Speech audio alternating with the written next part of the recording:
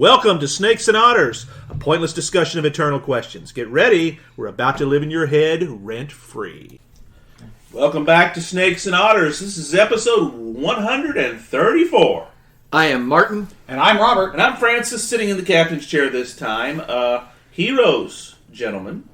Excellent. One of the biggies, it's one that I've said before, I'm surprised it took us long to get to the guy. He strides through history like a giant that he is. American history, that is. And yet he's still accessible. Only 100 years past. Theodore Roosevelt. He's somebody who was somewhat divisive in his lifetime. He's also one of the most... Big personalities are always divisive. And in fact, I'm glad you mentioned that. One of the great quotes that I love about him is and it came from one of his daughters. You walked into the room to Roosevelt, and when you left, you had to wring the personality out of your clothes. that sounds like Alice. It is Alice. It is Alice. Yes. And it's an amazing moment. Well, she also said that her papa had to be the baby at every christening, the corpse at every funeral. He had to be the subject of every. He had to be on stage all the time. Yeah. His personality was that huge. Made him more than a few enemies because certain people cannot stand greatness. He's, in a way, that's one. You can actually say that's really a negative trait. It is. That means he's really a massive narcissist. Oh yeah, there's no question he is. Yeah, and power acerbated that for sure. But he was also extremely brilliant. Yeah. He was forward-thinking in many ways. He was a prolific writer. Most presidents could never approach the amount of work this man wrote on a daily basis. And we have all of that. And it's an insight into the man 100 years later that we judge him pretty modern, actually. Mm-hmm. We don't give him a lot of passes on, well, that was just the way they thought back then, because he's thinking 50, 60 years ahead. He is concerned about the environment long before the concept of global warming or climate change ever entered our vocabulary. Yes. He is the quintessential conservationist. Yeah, I think in the best way. In the best sense of the word, that's exactly right. He's also somebody who stood up for the little guy. He's a Republican, mind you, at the turn of the century. And it's a shame because nowadays we have to put that disclaimer on there. That's right. Even though it's a shame that we have to, but that didn't need a disclaimer at that time. Not at all. Not at all. Yeah, he was and he wasn't, and then he was again, and he was very consistent with the way he went about things. Now, that's not to say he didn't grow and he didn't get better at it. He busted up all the trusts. All the antitrust legislation that we have today started with him. Yeah. It was not even a thing before him. He signed it, but don't forget, even though he didn't do it in as big a style, Taft actually brought more suits than Roosevelt did. That's correct. He started the ball. But Roosevelt, being the kind of the publicity man, made sure that everybody knew he was bringing the suits. Correct, because before that, nobody knew that they even should. Yes. They didn't care. And were it not for that legal precedent that they laid down, and that's not saying somebody else might not have done it if he did. Right, because there was obviously a groundswell of support for this. There was. Yeah. But you could easily see us going down the path of oligarchy if he had not intervened with that. I think the thing that's so striking about him is, as you say, he's just this very unique mixture of intellect and energy that is especially for a politician pretty rare. It is. A lot have charisma. I mean, you kind of have to have, that's sort of the price of admission into politics. Right. At least it is now some charisma. Yeah, but he had more than that. Right. Yes, he wasn't an empty suit. Yeah, he could glad hand a line very rapid. I mean, he kind of invented the whole, hey, it's nice to meet you, and shake your hand and move you off to his right, and then shake the next person on the left. He was excellent at stuff like that. But he also did have a copious memory for people, and was very intellectual. Again, a huge writer, a polymath, knew history, knew biology, knew just tons of stuff on these disparate subjects, and then brought a ton of energy to his life. Always doing something. As you say, suck the air out of every room. Very much so. I mean, he was also, and some of this is right place, right time, because he's 42 years old when he assumes the presidency. Yes. Youngest president ever. I mean, yes. he was the youngest one to ever assume the office. Not the youngest elected, but because he was elected 4 years later. And that brought with him the fact that he also had an enormous energy before him. His daughter would say he would, or maybe it was one of his sons, later claimed that he would drink a bathtub full of coffee every day. Yeah. I mean, that's yes, just... he did. Not a Taft-sized tub. Not a Taft-sized tub, that's right. But he did like his caffeine, and he did use that as a way to generate some energy. But... And some of that, too, and if you study his life, you'll also find he was sickly as a child. Yeah. Yes, he had asthma. Asthma terribly. And he actually... and some of this is is a little bit of a disservice to the American ideal, but he's become this of working your way out of your problems, pulling yourself up by your own bootstraps. You know, that's a common term. It's a cliche now. It's a cliche, and he's the one that we look to as the example because he did that in a spectacular manner, and because he's such a great self-promoter of him, you know, constantly. Yes. It's become part of, just be like Teddy. You know, if Teddy could do that, why can't you? And that's not quite fair to us, because Teddy, but Teddy did do that. He really did. I mean, there's not a whole lot when you read about the man that you read like, oh, well, that was just a myth. So, no, that was real. No, he really did, because he got all the records. Yeah. But there's not a whole lot of hyperbole in the actual retelling. That's right. It's surprisingly enough. We find him hard to believe, but we shouldn't, and that's kind of his charm. Mm-hmm. It's because there ain't no other like it. No, one of the things that the more I examine him as we prepare for this, and as you know, I'm really bad about preparing way ahead of time. But and I haven't read the biographies that Martin has sitting next to him, which have been on my list of things to do, and I still haven't done it. I'm really bad about that stuff. It's 3 freaking volumes, the big one, and it's a lot of stuff. It's dense. But reading his quotes, for instance, for the last episode, and just looking at the things he did, Teddy Roosevelt strikes me as the ideal. Not just, man's man kind of a thing. But I like him for so many things. His views on life, the whole in the arena quote, the whole thing about taking personal responsibility, and all the stuff we talked about with the quotes. But also, I think he's just a fantastic mix, because he's a progressive. He's a progressive for the time, and I think he's a progressive in the most positive sense of the word. Mm-hmm. Yeah. He's a conservationist in the best sense of the word. I think it's become perverted into the modern green movement. He was also, in a way, he was very much an idealist who acted upon his ideals. In the 1884 convention, for the GOP, he actually got the delegates to agree to let one of the temporary chairmen, because there's temporary chairman throughout the entire thing, was a black man, the first African American who had a position of authority in one of the political parties. And it was a passing thing. But it was a landmark thing to have happened. Mm-hmm. Even though this is just 20 years after the end of the Civil War, you think, probably went on. No, it didn't. No. And he didn't do it to make a political point. I mean, he was making a political point in the sense he was trying to block his opponents from doing something, but he didn't do it to score a racially motivated political point. No. And not in the same sense we have things like that go on today. He was very much I believe a man who would take you at face value for who you are, not what you look like. Yeah, you had to earn your way with him. Well, Booker T. Washington is a great example, and Edmund Morris, who wrote, in my opinion, and I know Martin yours too, kind of the quintessential modern biography of him, the 3 volumes when we've talked about, tells the story at the beginning of his presidency, how he hosts Booker T. Washington at the White House, first black man ever hosted there.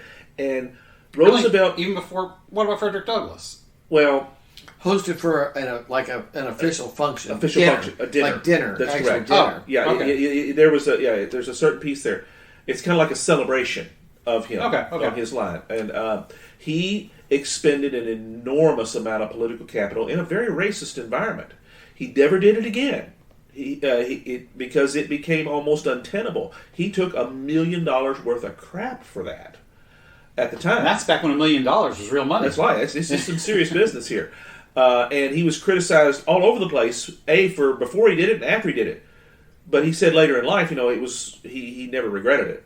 It was the right thing to do. That kind of nails it with what he's doing. Yes. Everything with Roosevelt stems from an underlying principle that is clearly defined and that he lived by. Yeah, right or wrong on any of his principles, because not everybody will agree with anybody's principles. That's right. But he could. But I will at least respect somebody who expresses their principles and lives by them no matter what. Mm-hmm. Because he's doing it from a position of good.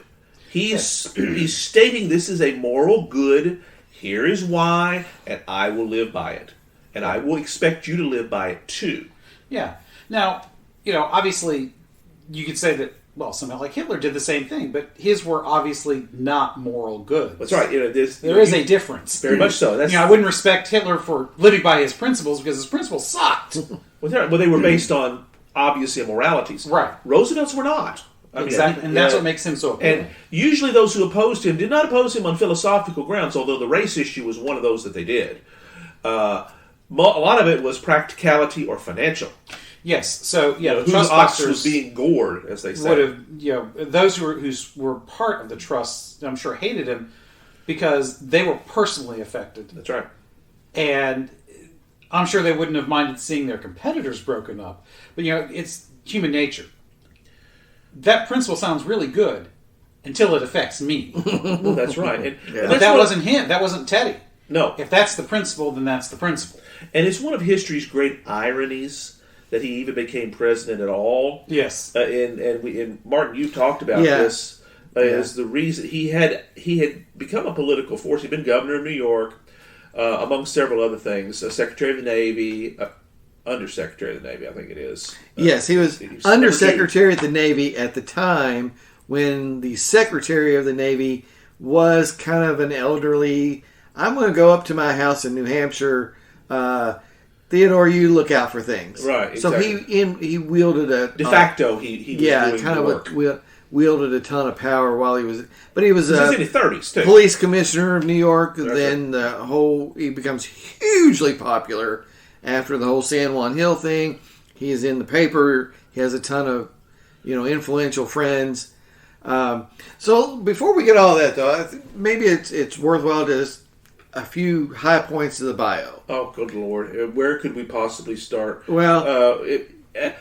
two pieces. Yes. 2 pieces of background are essential in understanding Roosevelt. We've talked about one, about his weak and sickly nature from birth. Yeah. All right. He adored his father. Yes. He adored his father. Yes. His father was, there was wealth in the family.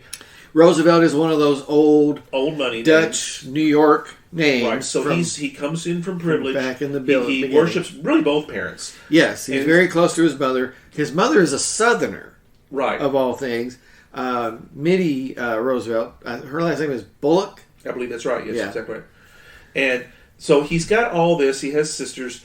And he's never able to achieve well physically because of this asthma and this sickliness that he has.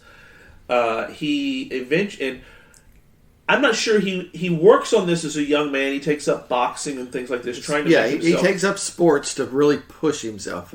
That's part of it. He also recognizes the value of this in handling the depressive nature that he has. He has depression all of his life, and his strenuous activity is in a non-pharmacological world. That was his only way to work through that. So that's kind of in his background.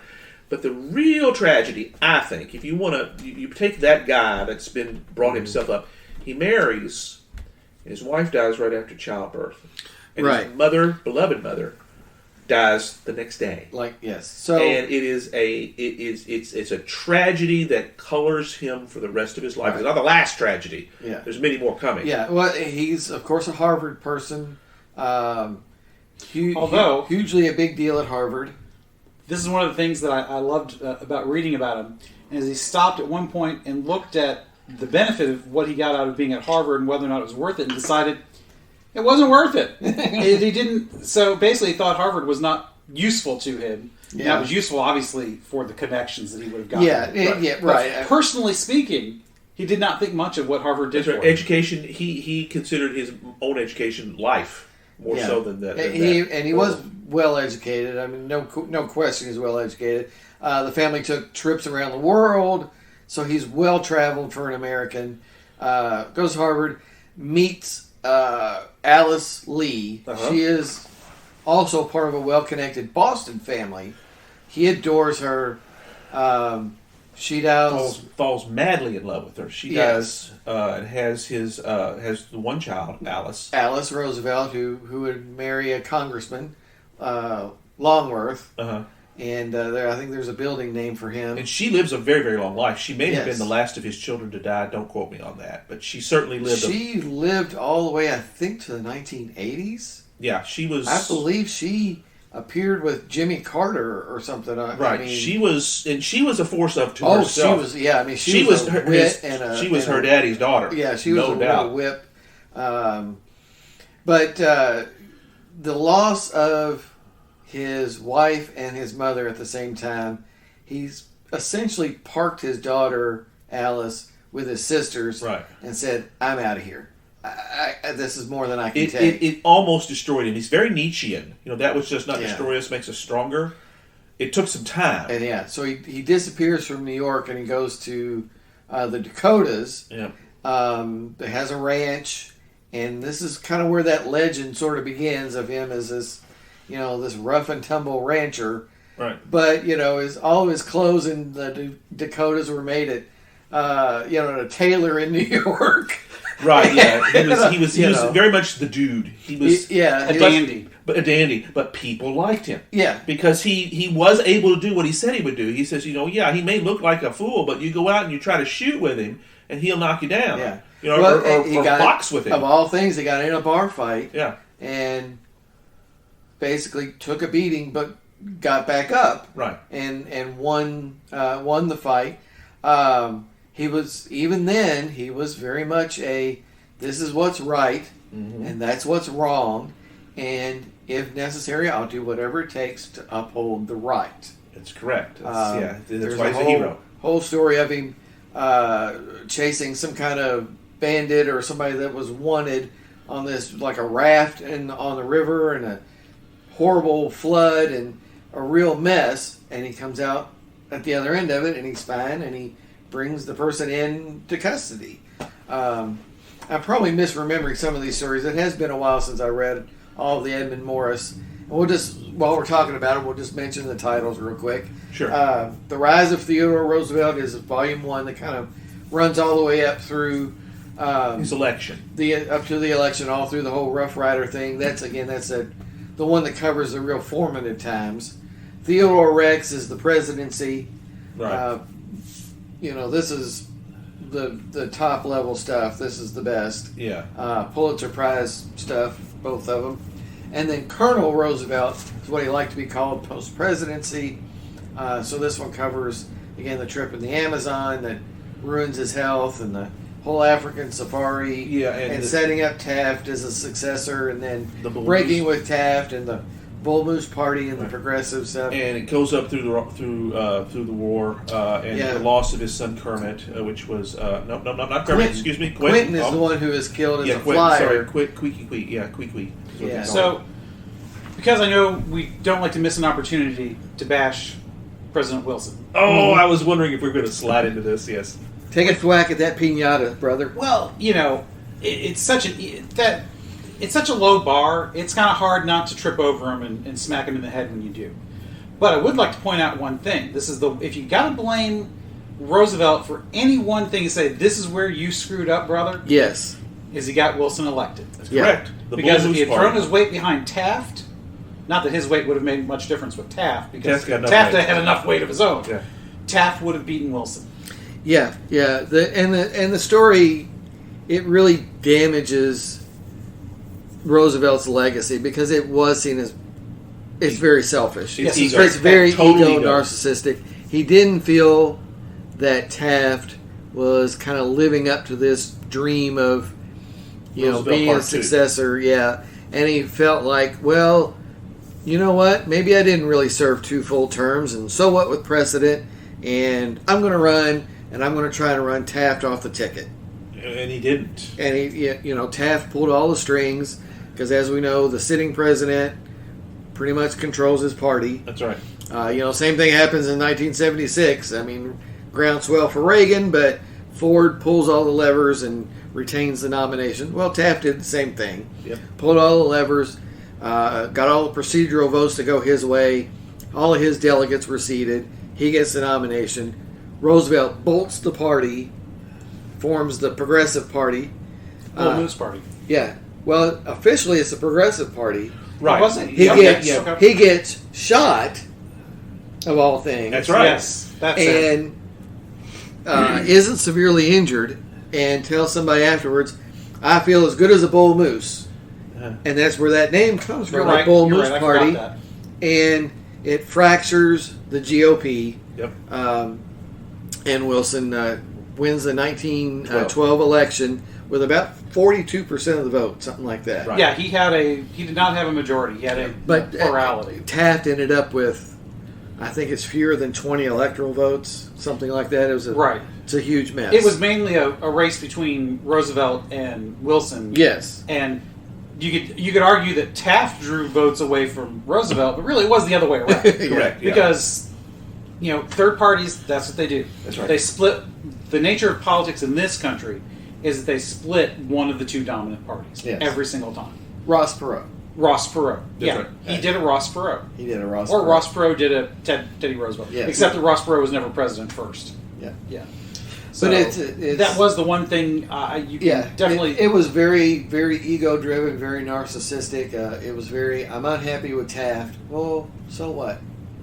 right. Suck it up, Buttercup. Yeah. Well, and you can even go take his mistake back a little earlier because he could have run for that 3rd term, and he almost did. He was very, very close, and he was talked out of it. And I think that burned after the fact 4 years later when Taft, basically I was robbed.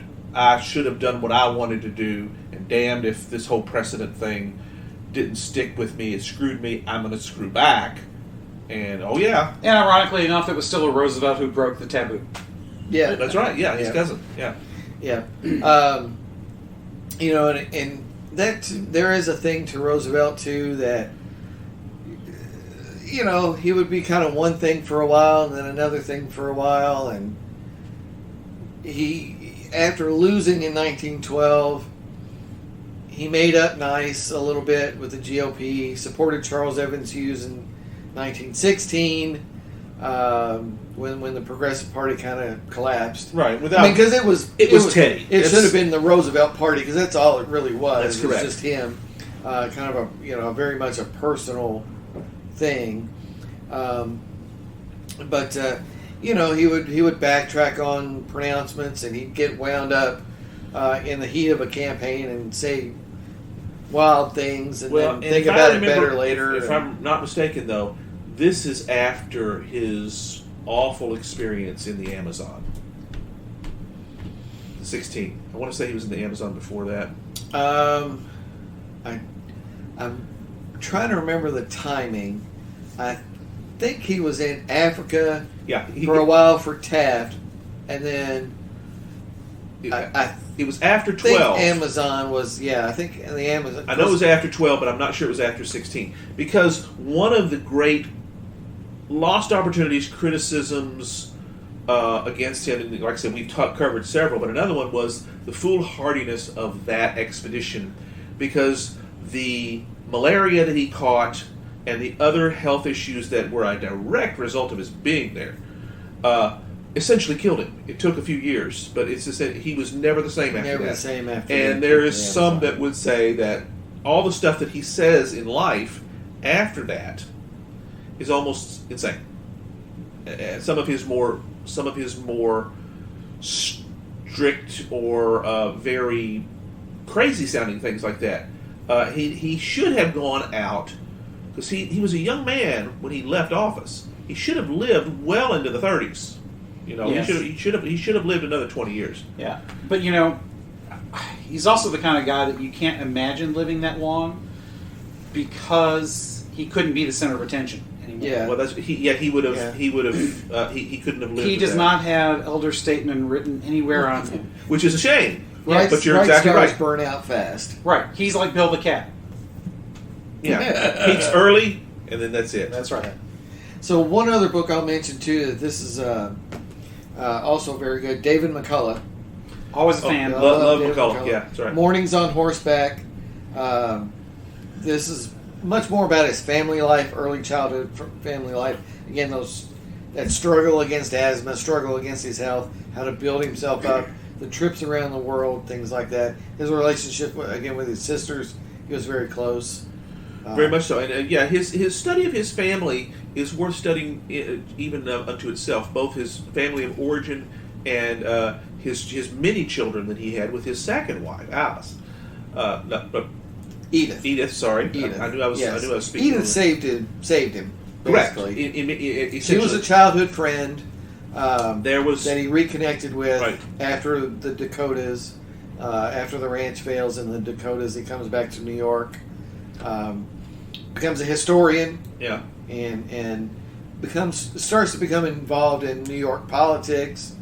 Gets elected to the state house, things like that. Right, and that's when he courts Edith, marries her, and they had a great love affair. One of the things that you can say about one of the things you can't say about Roosevelt was that he was a philanderer. He was, for all understanding, he was not. He was very faithful to his wife. He was very faithful to both Alice and Edith. That's right, and he loved them deeply, and his children as well. And he had quite a few. I mean, Alice was the only one from his first marriage, but the rest of them, he had quite a few there. He had 5 with Edith. That's right. Yes, Theodore Jr., Kermit, Quentin, Archibald, and Corinne. Corinne, that's right, and I think the order is right on that. They all it's close. I think Quentin maybe been the youngest. I think so. Yeah, because Quentin dies in World War I. He's a flyer in World War I. That's right. And flyer. They never recover his body, if I'm not mistaken. But there's a picture that comes back. Yeah, he's buried in France, I think. Yeah, because and it broke Edith's heart. It broke Teddy's too. He cried for days when they confirmed that yes, he did die because he was kind of the baby. Theodore Jr. Was the oldest. He was not. He and Roosevelt were good, but they weren't as close as Quentin. Kermit. Yeah. Kermit and Roosevelt were the two that were the most. Kermit's the one that goes with him to the Amazon. That's correct. Yes, and ironically, Theodore Jr. is a brigadier general. Yes. In the Normandy landing. Yes. Played very well by, I believe, Henry Fonda. Yes, that's right. In The Longest Day. And because he was involved in politics in the 20s, Republican politics. Yes. And it was part of the Teapot Dome scandal, if I recall. And yes, there was some tie to Teapot Dome, and they kind of never forgave Eleanor because she showed up at all of his political rallies with like a giant paper mache teapot or something. Right. And yeah, that's right, because they supported the opponent, and it kind of they were cousins. They were cousins. Yes. Eleanor Roosevelt's father was Theodore Roosevelt's younger brother, Elliot. Exactly. Yes. And Uncle Teddy is what she called him. Yes, and so they were first cousins. That would make them. Teddy Jr. Teddy Jr. Yes, and Eleanor they were first cousins. Now Franklin is more distant. He's more distant cousin. Correct, yes. and it's ironic that Eleanor Roosevelt's maiden name was also Roosevelt. She was closer to Teddy Roosevelt than Franklin was. They were close. Well, thankfully, I mean that was. Yeah, that's right, and that's another story. But I do want to make sure. Well, let's take the bourbon break first. We need to take a bourbon break because we're 30 Well, minutes you are in. the captain. You are the captain, right. so let's do it. Yes, we need to talk about this new bourbon. Now, Roosevelt was a hard drinker. It's well known. And it could hold his younger brother was as well. Yeah, his younger brother was alcoholic. Yes, Elliot was an alcoholic. And that's what killed him. Yes. And that's another story we'll get to in a little bit here. But we're drinking a new one. this time. Yes. Thanks to Martin, and you'll have to kind of walk us through this one here. Well, my buddy at work, Mikhail, I'll call him, recommended this. This is Michter's. Now, Michter's is local here in Louisville. So this is Michter's Small Batch US 1. Gorgeous color. Yes. Nice and dark. Rich. Yeah. So this dark is, iced this tea has look. got to be aged a good 6 years, I would think. Boy, this is mellow and smooth, and It is. It's the got nose is a great woodsy it's char. got a body to it. It's got a depth that is very different than some of the others we've had. Yeah. Like our last one, Stonehammer, there's a lot of that in the mouth when you first drink it. Yep. It's in a way it's similar. It's a slow burn down. It takes Yeah. a while to make its way down. But you're right; it is much smoother. Not to use the wine snob terms, but in a way, I think this is more complex. It In the is. sense that there's a little bit more going on. There's with there's the more flavors. going on, more complexity, more woodsy, more a much better nose to it. It's a little sweet. Yes, a little very sweet, especially on the first taste. Yes. It was not at all like the Stonehammer that had that almost medicinal type to it. I didn't mind it. Wow! Look at you gulp. Whoa, you threw that bad boy down there, Mark. Yeah, that's good stuff. Yes, while it is a sipping bourbon class, It is. like we talked about with the Stonehammer, Yep. don't sip in small sips. Otherwise, you don't really because you need to cover the tongue. I think. Yeah. You need to get a mouthful. You get some of that in there and get to chewing it. Yeah. And maybe that's just we just don't know what we're doing as well as we should. Well, there is something to that. We are always learning. That's We're right. always learning, and I'm more than happy to learn new things. And it's in a way, it's almost better to learn them by accident because we're just funning around. That's right. Because it's such a wow, this is great kind of moment. Well, then you when we do. appreciate what you've learned. Yes. As opposed to being taught something and just never knowing any Yeah. different. Yeah. Right. Yeah, I'm happy to admit I'm still pretty much a beginner at this whole bourbon Absolutely. thing. Yes. And yet we've got 134 episodes worth of. Well, we but haven't this done a is- bourbon break in every single episode, have we? Well, But we haven't tried as many different ones throughout we the have episode. that. We've had a lot of repeats. Well, yeah, because we don't drink it that much. We're not constantly buying a new bottle every time. My God, that would be expensive. Well, we don't get together often enough just to hang out to get through our. Because really, let's face it, this is the only time we tend to get together. Well, the only thing that keeps my bourbon rotating is my brother-in-law's, but that's okay. Yeah. But the good stuff I won't let them have. So. Well, I guarantee that we will have some bourbon again this evening. Oh, okay. Well, Because Brother D yeah. will definitely have bourbon on hand. Well, there we go. Matter of fact, your wife will be very pleased because he is a fan of Angel's Envy. Oh, well, I'll have so to he make- will likely have some there. Well, she will love that because that's her. That is my dear, lovely wife. That is her brand, and it's got. We drank it one early episode before Yes. we were told, "Keep thy hands off by your own, smarty pants." So we've not had Angels in Me since that first Yes, time. listeners know that story well because it's well worth telling. That's right. Well, we've talked about it a few times. That's right, Yes. and I get it because we chugged her down. We didn't. We did. Used it, I think maybe we may have used it in 2 episodes, but it was practically gone. Well, that one's a fun bourbon. Love it. It's, it's one that is very much not in the mouth, and it's a throat into the stomach is where you got really. the cork sound on there, dude. Come on, yeah, that's right. Well, as I Good said deal. earlier, that's a great sound. It is. That's right. I'm it's taking me a minute to get licorice.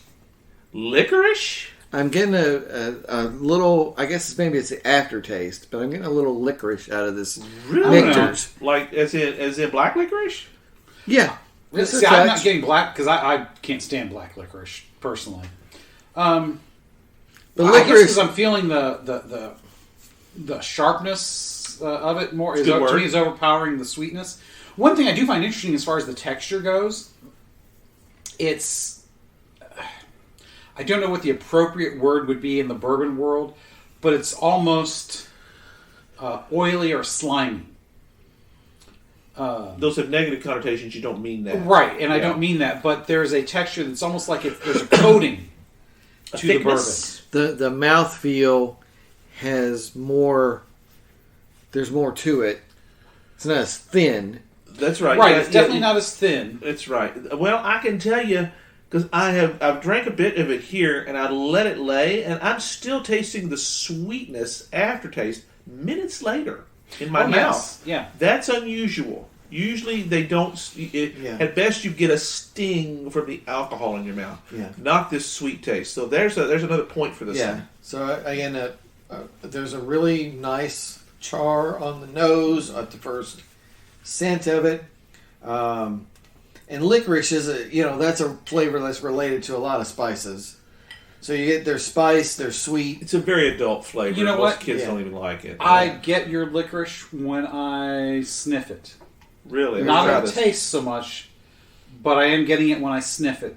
I can see that. Yeah, just taking a whiff as we speak. Because Yeah. I think Get the it up sharpness overpowers the. Because to me the sweetness comes after it's had a chance to go through just a little bit. Yeah, put your nose into that thing, and there's a powerful waft. It's very Makes very me cough. woodsy, smooth. You know, that'd make a good candle smell.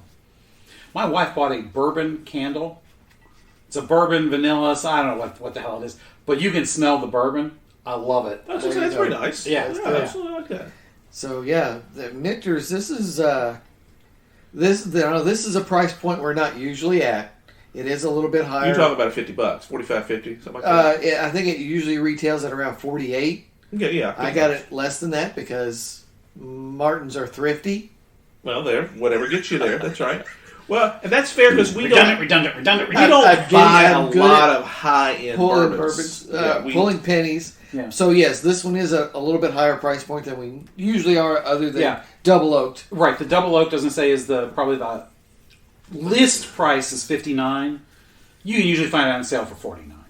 Yeah. So, in a very rare case, you can find it less. So this would be a very comparable price point. This Michter's, it's advertised as a pre-Revolutionary War recipe, and again, it must be very well aged. It's dark and beautiful, but again, good char, a little licorice hint.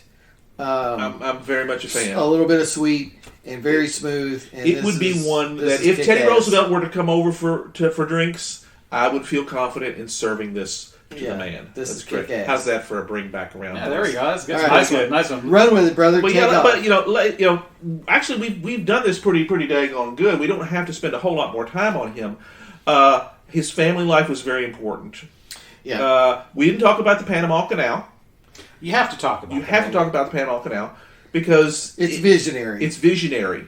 It's also it's very American in the fact that we take something that nobody else had the vision or the will to complete. The French had already flamed out trying. Right, exactly. at the Tucalebre, the cut. Yes. Yeah, we changed all that.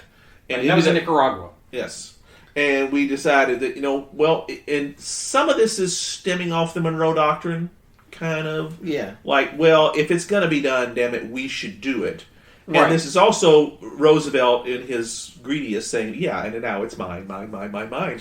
It was called his folly for many cases because guys that had gone into here, from the French in particular, what flamed them out is yellow fever and disease. Yes. It just rampant through there. You can't make it happen, even though it's only 2 miles in the end to get through that isthmus. He brought the enormous industrial might of America. Only Americans would. It's not entirely true because there are canals other places, but it is so American to actually change the train of continents to suit our economic whims. Well, that's true, and there's a lot of truth in it because the Panama Canal was huge for all sorts of reasons, but one of the biggest is this is pre-World War I, very much pre-World War I, where we are still seen as those idiot bastards over there in America that don't know any, the hillbillies, the hicks, the cowboys. Right. We're a world power because we are now a colonial power. That's right. We've defeated Spain. We've removed them from the ranks of that certainly helped. Power. Roosevelt's Great White Fleet, which is actually under McKinley when he was Naval Secretary. So that's all those things put into play. This moment, one of the reasons that Teddy wanted to do it more than anything else is we're going to show the world we are just as good, if not We better. can do anything We you can can do. do. We can do like the old song. We can do anything you can do, but we can do it better. Yeah. And damned if you didn't. Yeah, because there's so much going on with the Panama Canal. When you cut across the two oceans like that, it's trade and all of that. Which we are now But the it's- arbiters of. Yeah, it's military as well, and it cuts 30 days off the trip That's correct. to the West Coast. I mean, this is a huge deal. And yeah, okay, he kind of buffaloed Colombia, but they had their chances. Well, yeah. You know, they were offered a lot. Here, take money. It's cool. Take all this money. Well, no, that's not enough. Well, that's all there's going to be because it's a lot. Yeah. And, you know, there were chances to do this in ways that didn't kind of just stampede Colombia, but True, was but some on the of other them- hand, it probably would not have gotten done yeah. if he had not taken charge. Yeah. Well, the leadership qualities that he had were enormous. We've not really talked a lot about that, but that strength of personality, some would call it being a bully, Yes. but it may be a bully, but if it's for the right reason on the end. Yeah, I know. I'm that's what I'm wanting to see. You're Is teetering on the edge there. Teetering But on I the mean, edge. it was, Your toes are getting wet. And you're it was- waist deep already. That's it right. was something that needed to be done. and he had- Obviously, he wasn't the only one who had this vision. As we said, the French had already flamed out 20 years prior. in this very spot. No, the French had done it in Nicaragua. that's right. It was a different place. Okay. Yeah, it was a similar place. Oh. It was close. Okay, so we bought the rights to even attempt it Correct. from them. They had the rights to make an attempt Right.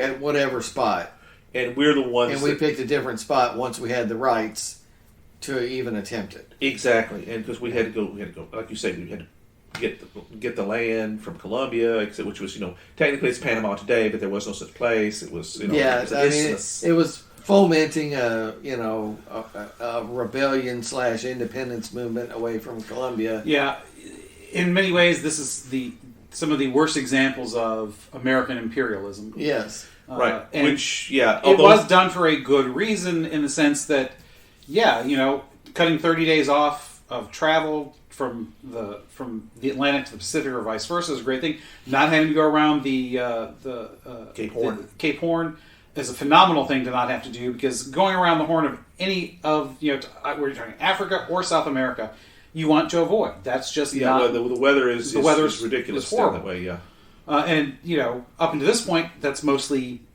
sail powered, and so which is even worse. So there's lots of reasons to do this. Yeah, it was done. Yeah, we probably got a black eye in certain ways out of it, but nobody's really going to challenge us on it either. It's one of those things where you kind of got to say, you don't get an A for this, but you're certainly not going to get a failing grade either. Yeah. well, that's right. Well, and Panama came into existence because of this, because we Yeah. basically backed that sword. So you want to, hey, if you let us have it, we'll help you get away from those Colombians down there. And sure enough, Well, is that a good thing though? well, that's correct. That's one of the reasons why we are probably not vilified for what we did compared to what most European approaches were in, say, Africa. The Belgian Congo, for goodness sakes. I mean, we've spoken Yeah, about this yeah. many times, and that was, Leopold was, one of the great scumbags. In fact, we're going to do a series one of these days on great scumbags. History's dirtbags. Yeah, history's dirtbags. That's Oh something yeah. we've been Yeah, talking about. I don't have Leopold in the list, but he He certainly belongs. deserves it. He belongs. Yeah, Yeah. definitely. Yeah, I mean, Dante's Inferno, he's definitely up to his lips. Yeah, I'm totally with you on that one. Yeah. So one of the things that I want to look big picture. Yes, please, big Let's picture look, us, let's look Robert. big picture here, because there are fascinating things about the man for a lot of reasons. In many ways, he has straddled eras in the same way our generation has. Yes. yes. So and only it was more stark with what He's he the did, first obviously. Gen Xer. Yeah, he's the first Gen Xer. He is the prototypical Gen Xer. In many ways, that's very true when you think about If some you of look- our traits. I mean, if you look you know. at generational ebbs and flows, he fits in with that same model. Yeah. Yeah, I mean, he very much would have been at home with a lot of the stuff that we grew up with, but he also would have decried a lot of it as well. Yeah. But he straddled the transition from the agrarian, mostly rural America to the more modern industrial America. Yes. The Industrial Revolution was well underway by the time he became president, but he was in politics during the height of it when it first got started. He understood it probably more than almost anyone else. Probably so. From a big picture world standpoint. Yes. He always had the whole global aspect in his mind. Well, and that's kind of the other thing, he's he straddled those two eras, and he was comfortable in either one. And he also understood both the good and the excesses of both. That's why he was big on the antitrust. Mm-hmm. He saw that the excesses were there and that they did not serve the common good. And that's where his progressivism I can admire. Where something does not serve the common good, he was against it. And not so that the government could come in and take it over and fix it, but so that, he was using the government to reset the playing field in many ways. Now, whether it was properly reset, we can certainly argue. Right. But that was the intent. Yeah. And I find that very admirable. Was to try to make it fair for everybody. Yeah. Now, he probably wasn't. He probably didn't even have in mind a perfect fairness. But if there's a glaring problem, by God, we need to get rid of that problem. And I certainly admire that. He certainly set up, though, in many ways, I think, pardon me, the precedent for the worst excesses that we see in government today. Government interventions, government overreach, all those sorts of things, because he was the first big government president. Yeah. I mean, you could argue that Lincoln was, but that was for wartime emergencies. And it didn't stick. He was really the first one who thought, I can use the presidency in ways others haven't. Yes. To try to address things in the public eye.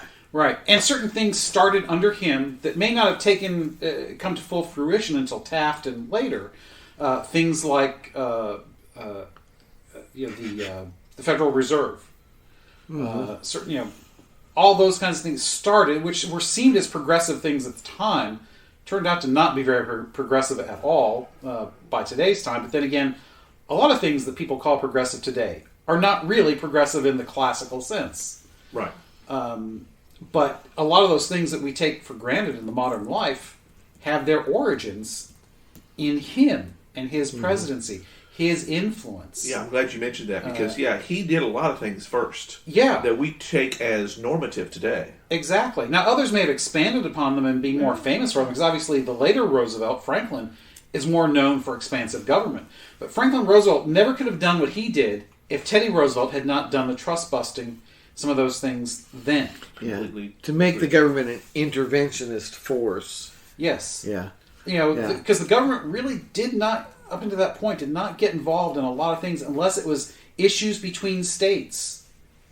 Big things. Yeah. This is when the Supreme Court really became a power unto itself, starting in the 20th century. Again, it all starts with Roosevelt. For good or ill, and maybe it was inevitable that these things would eventually come, because at some point the hierarchies are going to, because everything is a hierarchy. Human nature creates hierarchies. That's just the way things are. Right. And the tendency will always be for greater and greater wealth and power to be concentrated in a smaller number of hands. And you can say, some of the things he set up helped that, but some of the things he set up helped hinder that. So in that sense, nobody could have seen what would come 100 years later. But right. A lot of the roots, for good or ill, go to Teddy, which I find fascinating personally. Yeah, that's one of the more reasons to really like him. Before we end up here, though, I do want to make sure I give a shout out to. We've talked about the books you should read. McCulloch and Edwin Morris is one of the very, very best. Time well spent would be, for all of these subjects we've talked about, is Ken Burns's The Roosevelts. 6-part series. Yeah, that's another Ken Burns. Has he done? Is there anything he has not done a 6-part series on? Well, because every time we talk, there's another. Hemingway was 3, but yes. Well, all right, a multi-part series. I got to watch a Hemingway, I got to watch a Roosevelt, and I got to watch a Mark Twain. That's right, 2-part Twain. But see, the Roosevelts it starts with Teddy and Eleanor in many ways because she's a small child, and morphs into Franklin and ends with Eleanor because she's the last one passed away. So it's the whole, all 3 of those very powerful people and the families and the world that surrounded them. And as we know, we're big fans of Ken Burns. He did a spectacular job, as always, with this. It's well worth your time, folks. If you really want to know Teddy, and all the other worlds too, it's I think the first 3 are primarily just Teddy. Of course, Eleanor's kind of built into it, and it slowly moves away from that. Yeah. And it was really, damn, it's good. But yeah, it goes into depth with all these things. The coal strike, all these other little pieces we don't even have time to even just skim over. Oh yeah, we didn't talk about the Nobel Prize and the Russo-Japanese War. Yeah. And again, you talk about these interesting historical arcs. He's a young man or a young boy when Lincoln's killed. Yep. He watches Lincoln's funeral procession through New York from a window of his home. Yep. So he's there when, an impressionable boy when Lincoln's killed. He's a young adult coming into his own when Garfield is killed, and he's vice president when McKinley's killed. That's right. So this and was himself shot. Yeah, and so damn tough he survived. Yeah, and again this Roosevelt, he's shot. The crowd jumps the assassin, the would-be assassin, and he says, "Hold on to him till the police come." Yeah, because they're going to drag the guy off and hang him. Well, absolutely. Because they just watched him shoot an ex-president. That's right. It's like there's kind of no question about guilt here, but Roosevelt forestalls a lynching of this guy and says, "Hold on, wait till the police get here." That's right. And they put him into custody. Had the aim been more accurate, the ending would have been different in that. Yeah. I'm sure. He hid his folded up speech in his pocket, I think it is. It is in his eyeglass case. Yeah, in his eyeglass case. Yeah. So that's what saved his life. Yeah. That and the low muzzle velocity of low the caliber weapons of the time. Yeah. Right. Because that's important. It is. That's important. All it's right. a small caliber weapon. All right. Well, so speaking of small calibers, we'll end this now. No, that's we're not talking about such things like that. Speaking of weapons, speaking of weapons and things like that, we've got to go and land this plane and make sure that we're talking about next time.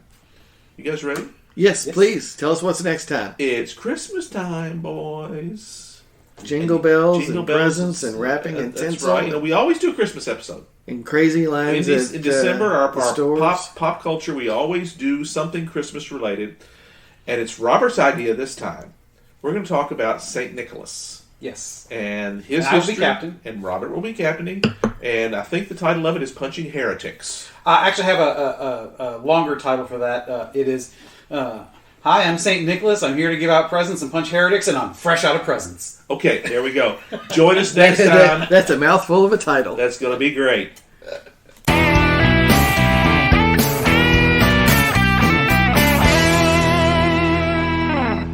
Hope you enjoyed another pointless discussion of eternal questions. Remember, new episodes published every Friday at noon Eastern. Spread the word. We're on all the major podcast platforms.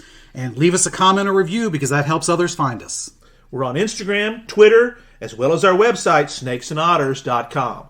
I'm Martin. And I'm Robert. And I'm Francis. Join us next week. Same snake time, same otter channel.